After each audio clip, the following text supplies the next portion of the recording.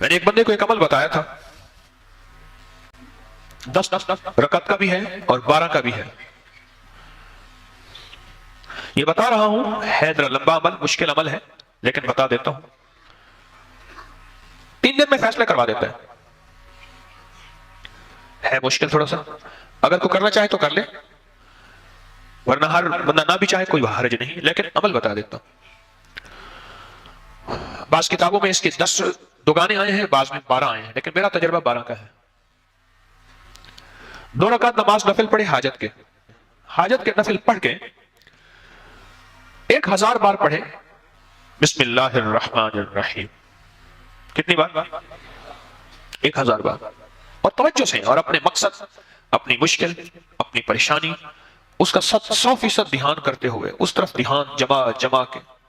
وہ مسئلہ اولاد کا ہے، وہ رزق کا ہے، وہ صحت کا ہے، وہ عزت کا ہے، وہ قید سے خلاصی کا ہے، وہ مشکلات کی حل کا ہے، وہ اللہ کی ذات عالی کے قرب کا ہے، وہ مدینے والے کے عشق اور محبت کا ہے، وہ زندگی کی کسی مشکل روحانی، جسمانی یا زمینی اور آسمانی کوئی مشکل، کوئی منزل ہے، اس کے لیے یہ بہت ہی زیادہ آزمودہ اور باکمال ہے.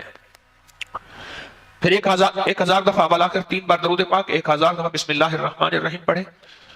پھر 2 رکعت نماز نفل پڑھے، پھر 1000 دفعہ بسم اللہ الرحمن الرحیم پڑھے، پھر 2 رکعت نماز نفل پڑھے، پھر 1000 دفعہ بسم اللہ الرحمن الرحیم پڑھے.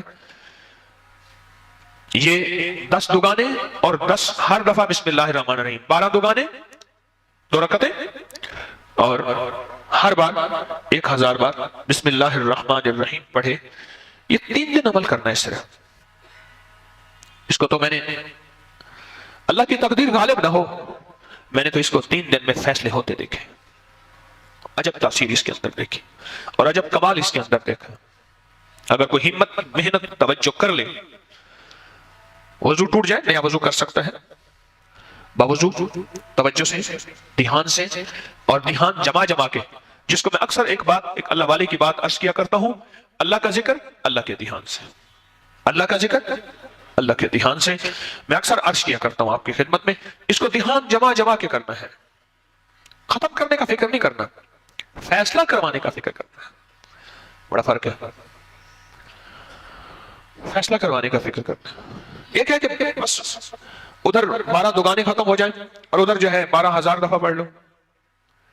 ایک یہ ہے نہیں، مولا تو 3 دن کا محتاج ہے، مولا تو 12000 کا محتاج ہے، مولا تو میری 1 دفعہ بسم اللہ کا محتاج نہیں. تیرا نام ہے، تو میرے بغیر پڑھے فیصلہ کر دے. اور مولا تو میرے 12000 بسم اللہ پڑھنے کا محتاج ہے کیا؟ مولا تو 1 دفعہ بسم اللہ کیا میں عرض کروں تو کر دے، تیری مہربانی اتنی شان کریمی ہے.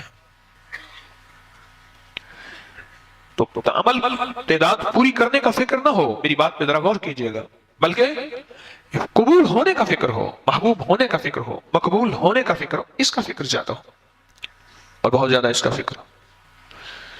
3 دن میں تو فیصلے ہوتے دیکھیں.